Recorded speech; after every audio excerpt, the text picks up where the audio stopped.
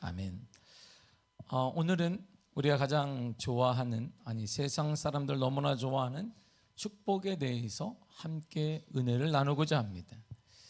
경기가 좋거나 모든 사람들의 주머니가 풍성해지고 여유로워질 때 나도 풍성하다, 그럴 수 있습니다. 경기가 너무나 잘 되고 세계적인 경기에 한파도 없고 그래서 나도 잘 된다, 그럴 수 있습니다. 우리 대한민국의 경기가 너무나 좋아지고 대한민국은 특별히 세계의 영향을 많이 받는 나라이기 때문에 미국의 여파를 많이 받아서 미국이 불황이 끝나고 헐헐 타올라서 우리도 잘 풀려져서 내 주머니도 든든해진다, 그럴 수 있습니다. 그런데 오늘 본문의 축복이란 그런 게 아니라는 거예요.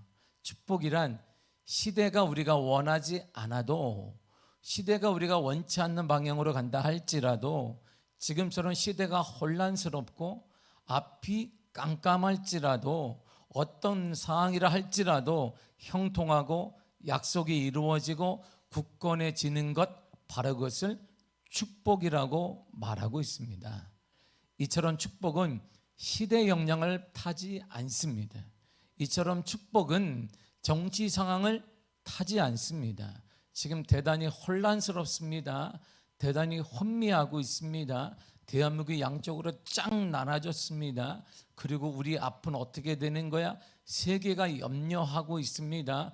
염려하는 그 나라에 자본을 투자할 나라는 하나도 없습니다. 세계 자본들이 빼가고 있습니다. 불안하니까 자본들이 빼가니까 주식은 떨어지고 환율은 계속 오르게 될 것이고, 우리는 그 모든 기업의 가치가 떨어지니까 노동력이 감소하게 될 것입니다. 이게 자연적인 현상 아니겠어요? 그러나 축복이란 말이에요, 이런 것에 영향받지 않는 것을 말하는 거예요. 이것을 축복은, 사람은 그러기 때문에 축복을 원하기도 하고 축복의 사람을 되기도 한다는 것인데, 오늘 본문 말은 그 얘기를 하는 거예요. 오늘 얘기를 잘 들으시면 우리 인생이 이 어두운 상황 가운데도 달라질 수 있습니다. 우리 교회가 더 크게 부흥할 수 있습니다. 저는 단언컨대 우리 교회는 지금 기회를 맞은 거예요. 교회가 부흥될 줄 믿습니다. 이스라엘 백성들이 이집트의 노예로 있었습니다. 우리가 알다시피 430년간 노예로 살았습니다. 그런데 새롭게 왕이 된 사람이 등극했어요. 그 사람이 누군가 했더니 요셉을 모르는 사람이다라는 거야. 요셉의 이야기도 모르고 요셉의 기적도 모르고 요셉의 모든 것들도 모르는 사람이 왕이 됐습니다. 왕이 돼서 보니까 이거 우리나라가 위험한데 큰일 나겠다라고 그는 판단했습니다.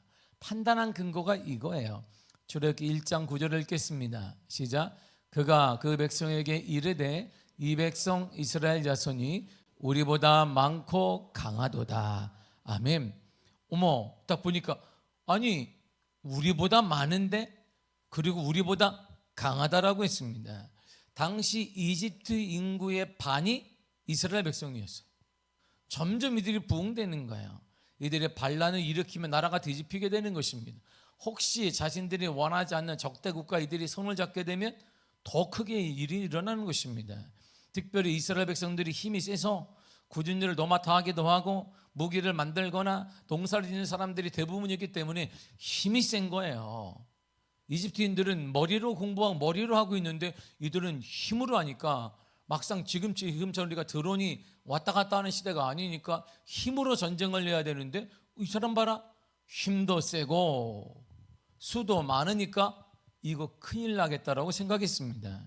그래서 이집트 왕은 이들의 힘을 감소시켜야 될 필요가 있다, 아니면 이들의 인구를 좀 줄여야 되겠다라는 차원에서 국고성과 다른 성들을 연이어 짓게 했습니다. 쉬는 게 어디 있어? 빨리 가서 지어라. 쉬었는데 쉴 거 없어, 또 지어라. 이거 끝났는데 이거 지어라. 이들이 쉼없이 계속 노동력을 소비하도록 만들었습니다. 그럼에도 불구하고 이들의 성장세가 멈추지 않는 거예요. 출애굽기 1장 12절이 이렇게 말합니다. 시작. 학대를 받을수록 더욱 번성하여 퍼져나가니 애굽 사람이 이스라엘 자손으로 말미암아 근심하여. 아니 학대를 계속 주는 거예요. 자, 8시간 일하는 거 16시간 일해라. 그리고 더 많은 일을 해야 했는데 그래도 부흥되는 거예요. 그래도 번성하는 거예요. 근심에 빠졌다는 거예요. 어디 이 인구들은 어떻게 죽지도 않아? 이 인구들은 그럼에도 일을 다 감당을 해? 뭐 이런 사람들이 다 있어? 바로 그 축복이라는 거예요. 환경이 좀 열악해지고 있습니다. 힘들어져 가고 있습니다. 심지어 폭력과 감당할 수 없는 인격 모독도 당하고 있습니다. 그런데도 잘 되는 거예요. 그런데도 번성해지는 거예요. 그런데 더욱더 잘 되고 있습니다. 이에 더 화가 난 바로는 이스라엘 백성들이 도저히 감당할 수 없는 일을 다시 지시하게 됩니다. 자, 성을 쌓아라. 쌓았는데요, 밤 내내 쌓았습니다. 그럼 흙도 이겨라. 니들이 흙도 다시 이겨서. 그리고 됐는데요, 벽돌도 니들이 구워라. 혼자 다 하는 이스라엘 백성들이 분업화된 게 아니라 노동력 투입했다가 흙도 이기고 벽돌도 만들고, 그리고 좀만 쉬겠습니다. 쉬는 거에서 농사도 지어라. 너희들 노예니까 이집트인들 밥 먹어야 되니까 농사도 지어라. 이렇게 계속 일을 시켰음에도 불구하고 이들이 점점 번성해 갔다는 거예요. 이에 이집트 왕은 히브리 산파인 시브라와 부하에게 마지막으로 이렇게 명령을 합니다. 도대체 안 되겠다. 이들은 뭐 눌러도 안 되고 욕을 해도 안 되고 노동력 배워도 안 되고 이들은 다 안 돼. 모든 게 안 돼. 그래서 명령을 이렇게 합니다. 저렇게 1장 16절입니다. 시작. 이르되 너희는 히브리 여인을 위하여 해산을 도울 때에 그 자리를 살펴서 아들이거든 그를 죽이고 딸이거든 살려두라.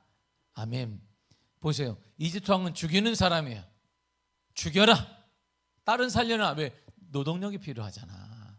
딸은 집안 허드렛 일도 해야 되고 농사도 심부름 돼야 되니까 살려둬라 이렇게 말하게 됩니다. 이처럼 이집트 왕은 죽이는 사람이에요. 그러나 히브리 산파인 시브라와 부하는 살리는 사람입니다. 그들은 하나님을 두려워하는 사람이에요. 그래서 이들은 히브리 여인들이 남자아이를 낳아도 죽이지 않았습니다. 보고할 때는 여자를 낳았습니다. 그러니까 여자애만 낳는구나, 그런 것 같습니다. 요즘에 여자아이가 대세라 그럽니다. 저도 그래서 대세에 따른 것이죠. 이야, 살려주었습니다. 왕의 명령을 어길 때에는 죽는다는 걸 그들을 알아요. 누구 하나 그들을 보고하라 하게 되면 그들의 목숨 자신뿐만 아니라 그들의 가정과 가문이 끝난다는 거 압니다. 그럼에도 불구하고 이들을 살려주었어요. 하나님을 두려워했기 때문입니다.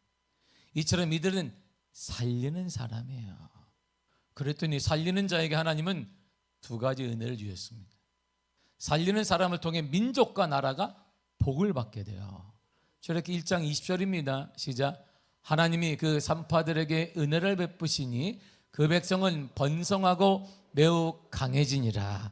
아멘. 살리는 자 한 사람, 살리는 자 두 사람, 살리는 자 소수의 사람을 통해 나라와 민족이 번성하고 부흥되고 잘 된다, 이런 말이에요.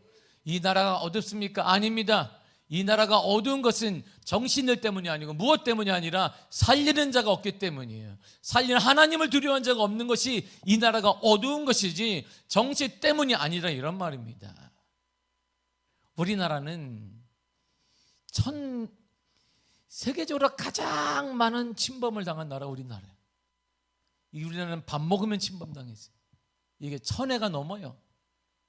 다른 나라는 몇 번 침범을 당했다. 우리나라는 그냥 우리나라가 단군 5000년 치면은 5000년이면 길게 쳐도 1000번 이상을 침범을 당했으니까 밥숟갈 뜨면 누가 들어오고 밥숟갈 뜨면 침범을 당한 나라가 우리나라인데 버텨온 걸 보십시오. 여러분, 이 나라가 힘든 것, 지금 두려운 것은 많은 정치적인 문제, 경제 문제 맞습니다. 그러나 더 중요한 것은 이러한 시대에 살리는 자, 하나님을 두려워하는 자, 이 사람들이 없는 것이 더 큰 문제이고 무서운 문제란 말입니다. 더 나아가 살리는 사람, 이 사람은 집과 가정과 가문을 복을 받게 하는 사람입니다. 출애굽기 1장 21절을 읽겠습니다. 시작. 그 산파들은 하나님을 경외하였으므로 하나님이 그들의 집안을 흥하게 하신지라. 아멘. 살리는 자, 그 사람의 집안, 가정도 복을 받습니다. 두려운 시대, 어두운 시대 속에서 집안과 가정이 큰 부흥을 이루었다라는 것입니다. 이처럼 살리는 자는 축복의 사람이에요. 살리는 자는 하나님의 축복을 받습니다. 이처럼 살리는 자는 시대 상황이나 환경에 상관없이 축복을 받습니다. 이 산파들이 살린 아들 중에 하나가 모세입니다. 레지파의 한 가정에 여인이 출산을 하였는데 딱 낳고 보니까 여자애가 남자예요. 그럼 당연히 이걸 죽여야 되는데 이 살리는 자 시브라와 부하가 살려주었어요. 근데 아이가 점점 커가면 목소리가 점점 힘이 세지고 숨길 수가 없는 거예요. 감출 수가 없게 되었습니다. 그래서 모세를 어떻게 할까 하다가 근데 이제 퀴즈를 하면 되면 모세는 잘생겼을까요? 못생겼을까요? 자, 둘 중에 하나니까 모세는 잘생겼을까요? 못생겼을까요? 아, 그래요. 출애굽기 2장 3절에 보면 그가 잘생긴 것을 보고 이렇게 했어요. 산파들이 딱 보니까 그래서 살려주었나? 산파들이 보니까 그가 잘생긴 것을 보았다 그랬습니다. 잘생겼다는 거예요. 근데 모세 가족은 100일 동안 그 아이를 다 양육하고 소리를 낮추고 했는데 도저히 그를 할 수가 없어요. 그래서 그를 물이 들어오지 못하도록 방수 역할을 하는 역청을 칠하고 갈대 상자를 넣어서 만들어서 그 안에 아기를 넣었습니다. 그리고 잘 보세요. 모세를 넣었던 갈대 상자를 우리가 나일강에 띄었을까요? 아니면 어떻게 했을까요? 나일강에 어떻게 했어요? 성경에 그렇게 나오지 않았어요. 이게 요게벳의 노래가 그 가사가 잘못돼서 그래요. 이게 나일강 가보셨나요? 나일강 잘못 뛰면 이게 3,000km인데 다른 나라가 있어요. 이게 거기다 어떻게 그래 너는 살거라 믿음으로 살 줄 믿습니다라고 누가 뛰어요? 그러지 않았습니다. 출애굽기 2장 3절에 보면 나일강 갈대 사이에 두었어요. 이게 갈대 상자를 만든 다음에 나일강에 갈대가 많거든요. 그 사이에 딱 두었어요. 뜻이 뭐예요? 살아야 돼. 움직이지 않게 만든 거예요. 누군가 너를 살려줄 거야. 너는 살아야 된다. 어머니 요게벳과 누나 미리암은 너는 살아야 돼. 그래서 갈대 사이에 내가 끼워놨어요. 이렇게. 요게벳의 노래는 나일강에 이렇게 부르지 말고요. 잘못된 성경 중에. 어떻게 요게벳을 나일강에 갖다 놔. 나일강 얼마나 큰데. 죽으라고 보낸 것이 아니에요. 살라는 것이. 너는 살아야 된다. 아들아 너는 살아야 돼. 동생아 너는 살아야 돼. 물에 떠내려가지 말라고 해서 꼭 살아야 된다고 갈대 사이에 내가 끼워놨어요. 이처럼 어머니 요게벳과 누나 미리암 등을 살리는 사람이 있어요.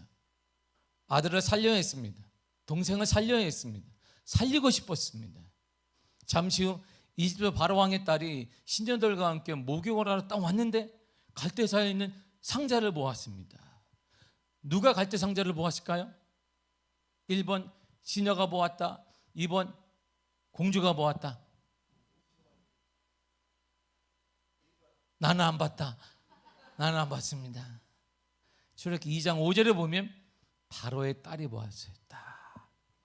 바로의 딸이 공주가 보았습니다. 그래서 시녀에게 갈대 상자 가져와 그렇게 해서 가지고 왔어요. 바로의 딸이 갈대 상자를 딱 열었더니 남자아이가 활짝 웃고 있었다 울고 있었다.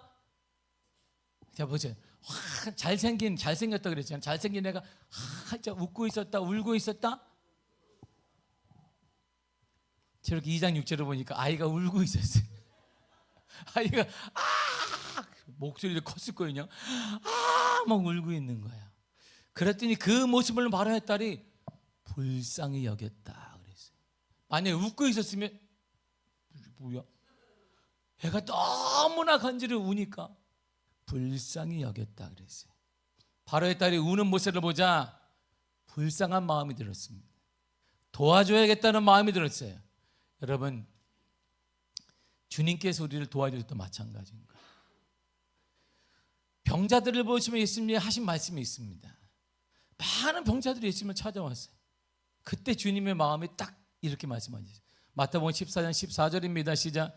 예수께서 나오사 큰 무리를 보시고 불쌍히 여기사 그 중에 있는 병자를 고쳐 주시니라. 아멘. 주님이 불쌍히 여겼습니다.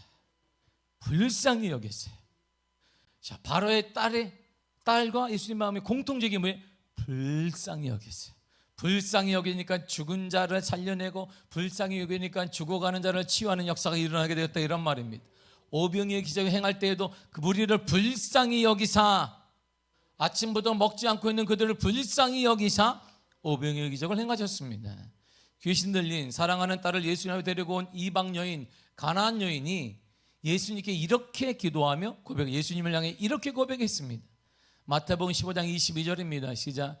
가나안 여자 하나가 그 지경에서 나와서 소리질러 이르되 주 다윗의 자손이여 나를 불쌍히 여기소서, 내 딸이 흉악하게 귀신 들렸나이다. 아멘. 그녀의 고백에 예수님은 귀신 그 딸을 불쌍히 여기고 고쳐주셨습니다. 우리도 주님 앞에 불쌍히 여겨달라고 기도해야 하는데 여전히 우리는 교만해요. 기도하지 않는 건 교만한 것입니다. 불쌍히 여기지 않아도 되는 거예요. 살만하다는 것입니다.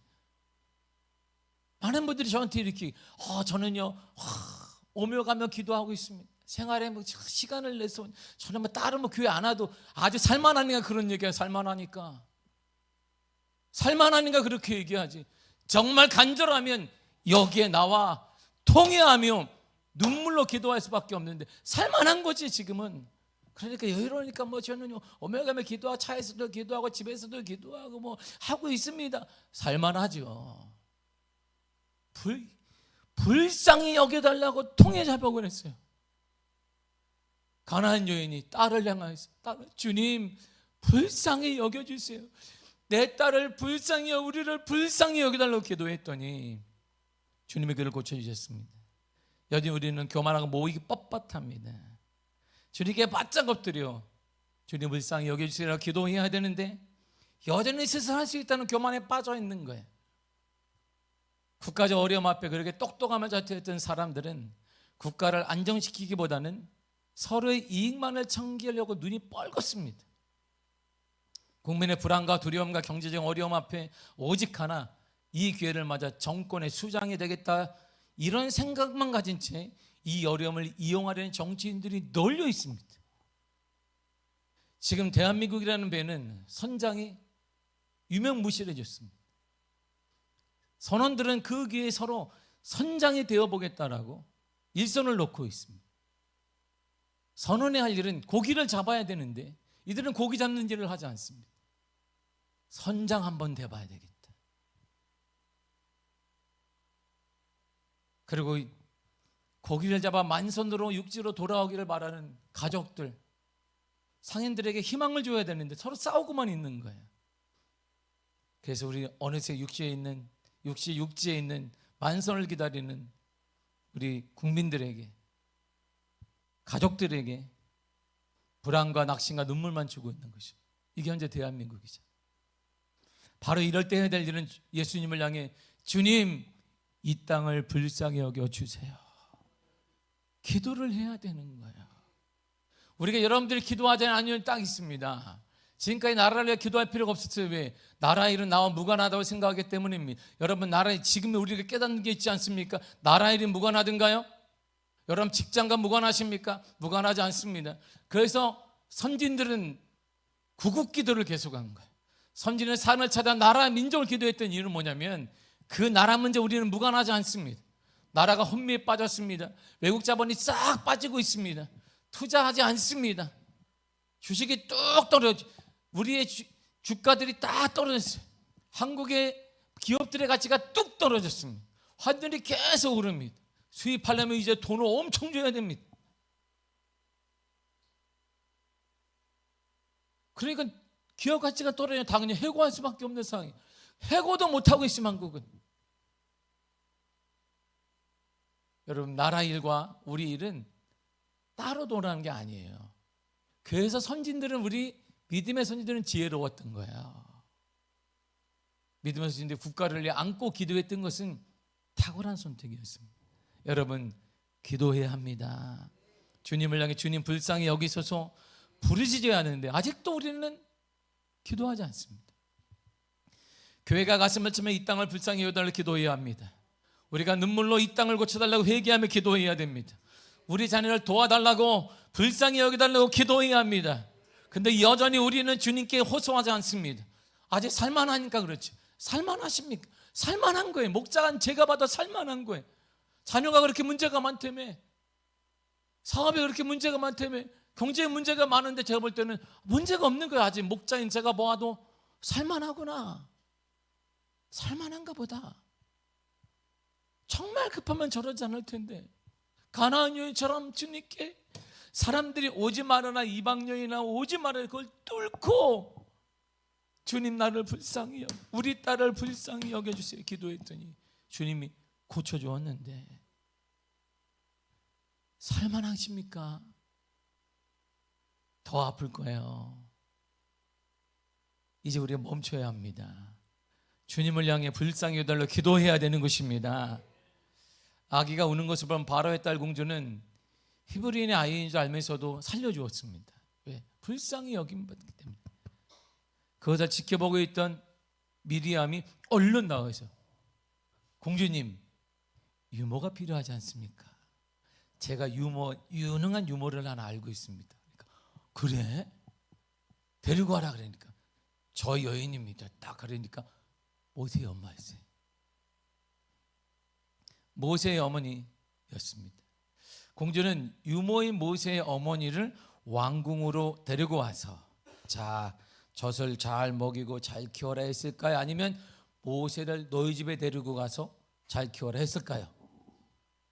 어떻게 했어요? 어떻게 했어요?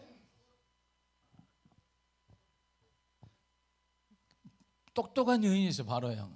바로 나름의 자기가 데려가면 히브리인의 아이인지 아니, 아빠가 알면 큰일 나죠. 그래서 너가 이 아이를 젖될 때까지 데려가서 키워라. 내가 거기다 돈도 주고 사람도 붙여주고, 얘가 왕자가 될 사람의 돈도 많이 주었습니다. 모세 어머니 요게몇은 자기 아들에게 젖을 먹이면서 풍성한 보상금도 받고 사택도 받고 오늘날 자가용도 받고 카드도 받고 이랬단 말이에요. 이렇게 복을 받았어요. 이처럼 살리는 자는 축복을 받습니다. 그리고 후에는 이 어린 아들을 통해 이스라엘 민족이 이집트로부터 구원받아 자유민이 되는 역사를 우리는 보게 됩니다. 살리는 자는 복을 받습니다. 살리는 자는 자녀들까지 복을 받습니다.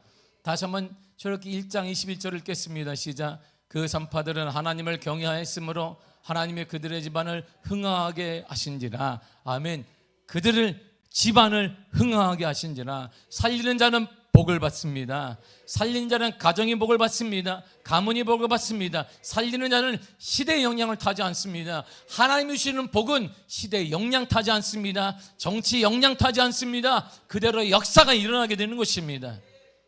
여호수아는 여리고성을 점령하기 위해서 정탐꾼 2사람을 보냅니다. 잘 보고 와라. 근데 그들의 정체가 드러나 버렸어요. 소식을 접했습니다. 여리고 왕은 사방을 들여 그들을 잡아 죽이라고 했습니다. 여리고 왕과 그리고 여리고 국민들에게 흥분했던 이유는 그 전에 이웃 나라였던 헤브론 왕 시온과 바산한 옥을 점령하자마자 싹 죽여버렸어요. 그리고 모든 민족을 싹 멸절시켰습니다. 옆에 있는 민족이 다 죽었어요. 그러니까 이 소식을 여리고 사람들이 들었어요. 여리고 왕도 들었습니다. 그러니까 왕과 국민들이 하나가 딱 되어서, 누구야? 정탐꾼을 잡아야 한다. 이들이 정보를 빼가게 되면 여호수아가 쳐들어와서 왕도 죽이고 우리 다 죽일지 모른다. 위기감에 빠졌습니다. 이들을 찾는데 힘을 쏟았습니다. 그때 기생 라합의 집에 몰래 숨어있던 2 정탐꾼에게 점점 위기가 찾아왔어요. 여기 숨어 있구나. 라합은 그런데 이들의 목숨을 살려주었어요. 이렇게 말해요. 여호수아 2장 6절입니다. 시작. 이미 그들을 이끌고 지붕에 올라가서 그 지붕에 버려놓은 3대에 숨겼더라. 이들을 몰래 숨겨놨습니다. 보세요. 기생 라합은 천한 사람이에요. 정확한 표현은 창녀라는 표현도 씁니다. 기생 라합은 그런데 살리는 자였어요. 이들을 살려주었습니다. 당연히 살리는 자는 축복을 받습니다. 라합은 천한 이방인입니다. 그 직업 자체가 아주 천박해요. 그런 신분입니다. 그러나 그녀는 살리는 사람이었어요. 그래서 라합으로 인해 살게 됐던 두 정탐꾼 중 한 사람인 살몬이라는 자가 딱 라합에게 결혼합시다 그런 거예요. 어머, 저는 이방인입니다. 제 직업이 괜찮습니다. 편견을 깨고 여호수아에게 신뢰받았던 그 살몬이 그녀를 아내로 맞아요. 그리고 이들 부부가 사랑 가운데 아들을 하나 낳았는데 그가 바로 보아스입니다. 아버지의 성품을 닮았나 봐요. 편견을 깨고 받아주었잖아요. 보아스도 이방인의 룻을 받아주잖아요. 이렇게 다 수용해요. 룻을 통해 오벳을 낳았습니다. 오벳이 이새를 낳았어요. 이새가 다윗을 낳았습니다. 겨우 기생 라합은 예수님의 족보에 올라갔어요. 이보다 큰 복이 어디 있어요? 이방 여인인데요, 직업이 저렇게 천박한데요, 그러나 그는 살리는 자였어요. 살리는 자는 축복을 받습니다. 살리는 자는 신분도 깨어지고 우리의 생각을 뛰어넘는 축복을 받습니다.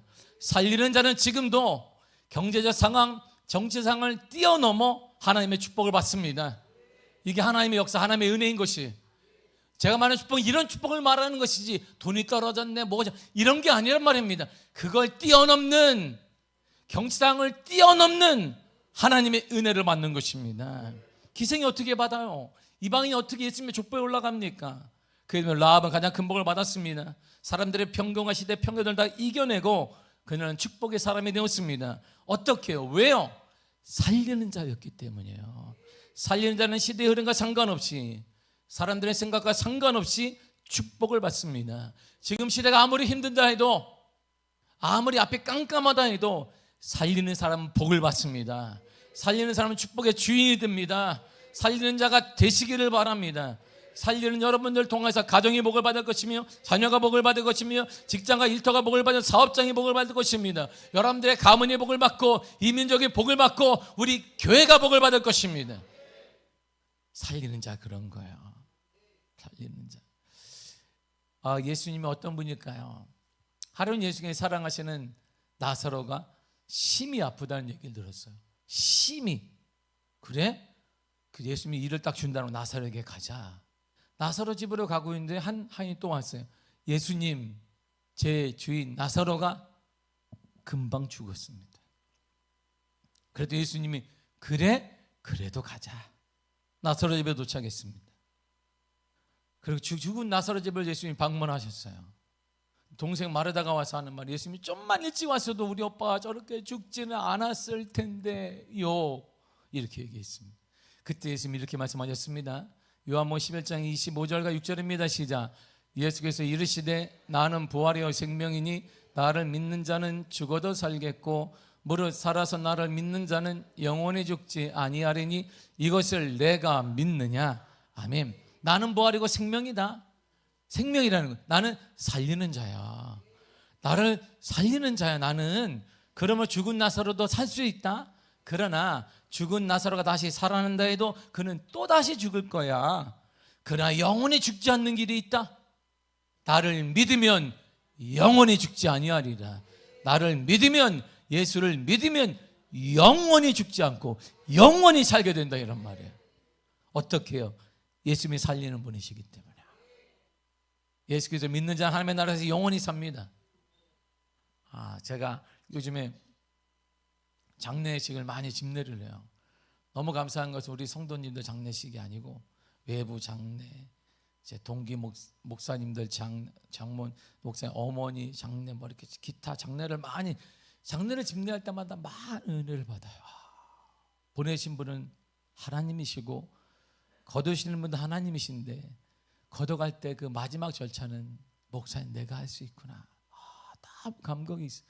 그리고 믿는 자 가정이면 너무 분위기가 달라. 이렇게 다 믿는 자 가정이 있어. 이야, 이것이구나.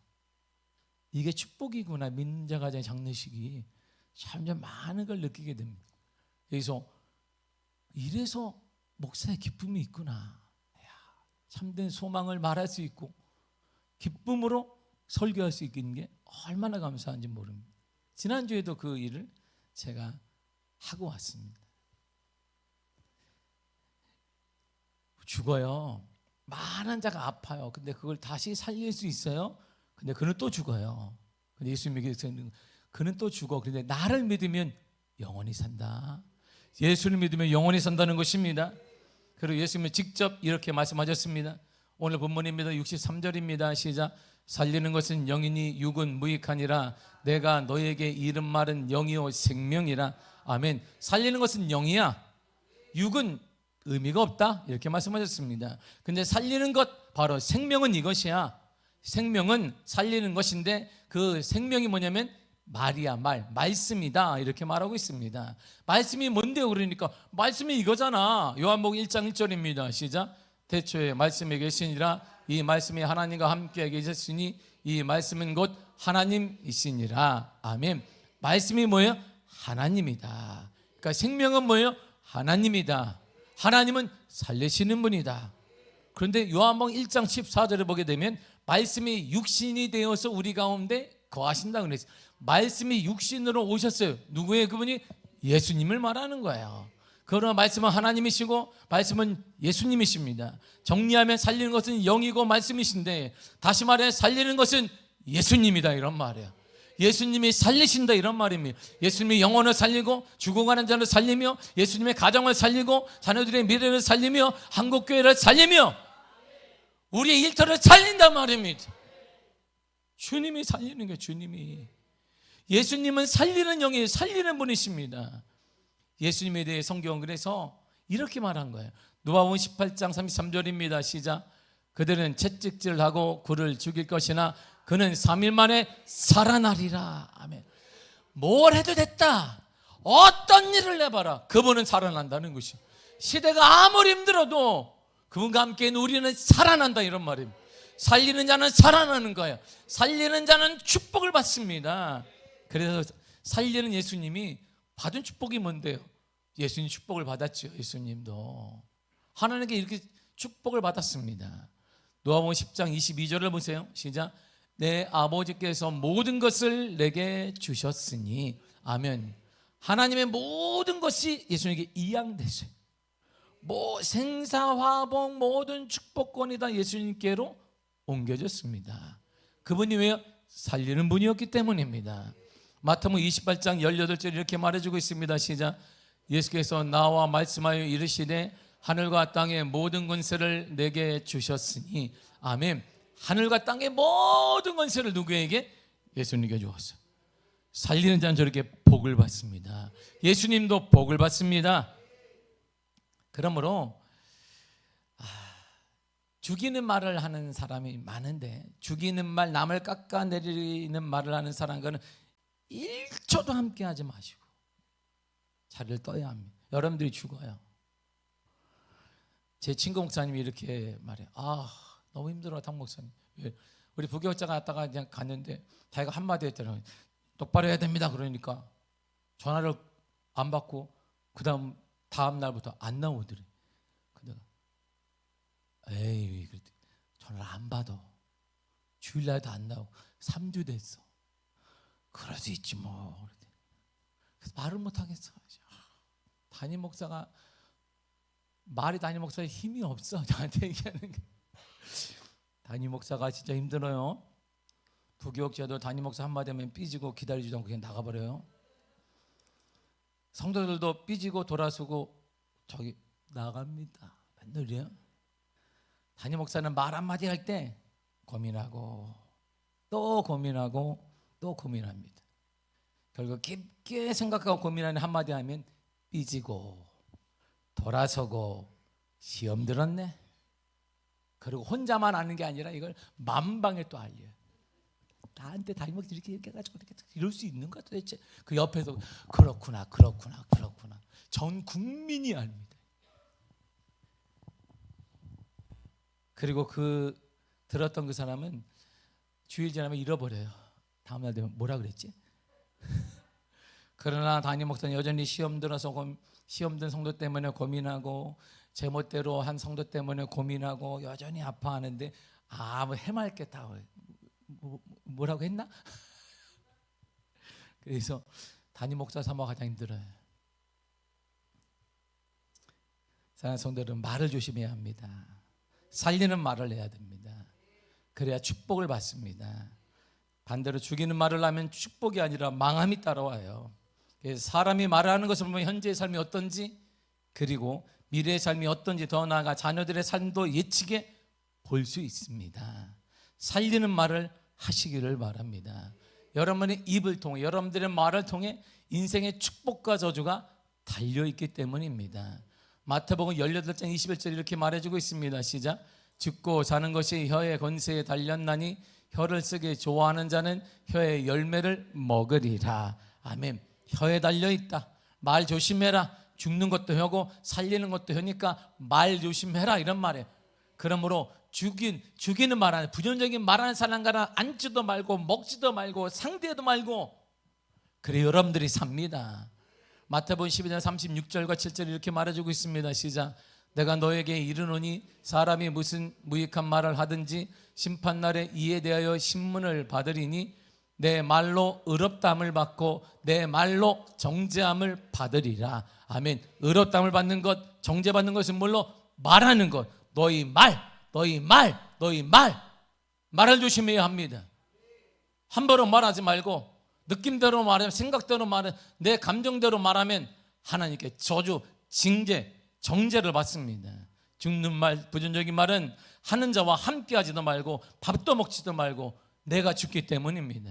그런 사람은 만나지도 말고 상대하지도 말고, 영적이지 않은 사람은 어떤 사람과도 교제하지도 말고, 그래 여러분들이 살아요. 그럼 아무도 없는데요. 이 사람하고 저 사람 혼자 먹고 혼자 먹고 이제 여러분이 살고 자녀가 살고 가정이 사는 게 낫지, 함께 다 먹다가 싹 망하는 게 좋아요? 목사님 그러면 이 사람 빠지고 저 사람 빠지고, 맨날 그럼 나 혼자 먹고 교회 생활도 혼자 하고, 인생은 홀로인 것입니다. 주님을 만나요. 주님을 그때 주님을 만나면 되니까 그러면 될 거예요. 응? 시대가 어둡다고 합니다. 실질적으로 경제적인 난제로 인해 경제 또한 큰 풍랑의 시기를 맞고 있습니다. 가뜩이나 어렵던 경제 한파가 정치적인 이유로 인해 더 크고 세게 우리 가운데 다가오고 있습니다. 그러나 하나님께 주시는 축복은 경제를 타지 않습니다. 정치 상황에 따라 요동하지 않습니다. 하나님께서 정하신 축복과 저주는 시대 상황에 상관없이 그대로 이루어집니다. 바로 지금이 축복의 기회입니다. 지금 축복을 받고 예수님을 자랑하시기를 바랍니다. 어떻게? 살리는 자가 되세요. 여러분들 통해 영혼을 살리는 자가 되시기를 바라고, 가정을 살리는 자 되시기를 바랍니다. 교회를 살리는 자, 나라를 살리는 되기를 바라고, 그러면 가장 기본적인 말을 살리는 말을 하시기를 바랍니다. 그 하나님의 거룩한 역사가 우리 상상을 초월해, 이 시대를 초월한 하나님의 은혜가 반드시 일어나게 될 줄 믿습니다. 반드시 역사가 일어나게 될 것입니다. 반드시 역사가 일어나게 될 것입니다. 두 손을 높이 들어보세요. 이렇게. 자, 제가 하나님의 이름을 영광 돌려 열었는데 아멘 하시면 됩니다. 하나님은 약속을 이루십니다. 하나님은 경제상과 상관없이 축복하십니다. 하나님은 여러분들을 사랑하십니다. 하나님은 경제 상황에 상관없이 여러분들에게 은혜 주십니다. 하나님의 약속이 반드시 이루어집니다. 하나님이 여러분들을 사랑하십니다. 하나님이 여러분들의 자녀를 사랑하십니다. 여러분들의 자녀의 앞날이 열릴 것입니다. 하나님이 사업의 문이 활짝 열리게 하실 것입니다. 많은 믿음의 사람들을 만나게 하실 것입니다. 하나님의 축복이 임할 것입니다. 아멘. 그런 은혜가 임하기를 축복합니다. 이렇게 말해요. 말을 하려거든. 이렇게 만나는 사람마다 하나님이 축복하실 거예요. 하나님의 자녀를 귀하게 쓰실 거예요. 이렇게 말하는 말입니다.